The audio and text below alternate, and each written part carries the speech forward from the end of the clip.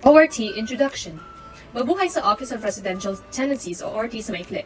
Ikaw ba nagrerenta sa isang apartment o bahay sa Saskatchewan? Ikaw ba ay nagpapaupa sa nasabing paupahan? Kung oo ang sagot mo, kailangan maging pamilyar sa ORT. Ang ORT ay isang ahensya ng gobyerno na nagbibigay ng impormasyon sa nagpapaupa at nangungupahan. Ang ORT ay tumutulong na mapagalagaan ang industriya ng pantahan ng renta at tulungan ang nangungupahan at nagpapaupa na maprotektahan ang kanilang pag-upa at pagpapaupa.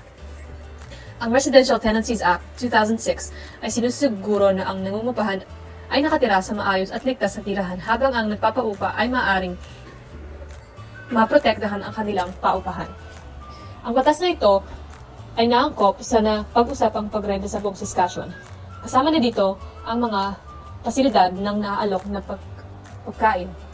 Halos lahat ng paupahan ay sakop ng batas, ngunit ang mga paupahan tulad ng university dorms or treatment centers ay hindi sangkop ng batas.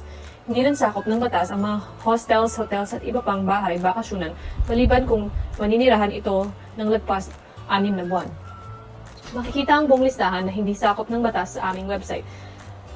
Ang ORT ay mayroong 2 opisina sa Saskatchewan, isa sa Regina at isa sa Saskatoon. At meron ding libreng call center na nagbibigay ng impormasyon sa mga nagpapaupa at nangungupahan. Ang aming call center ay nagbibigay ng impormasyon 24 na oras araw-araw. Kapag tumawag sa aros ng negosyo, ang mga tumatawag ay may makakausap na miyembro ng ORT na makakasagot sa kung anumang katanungan.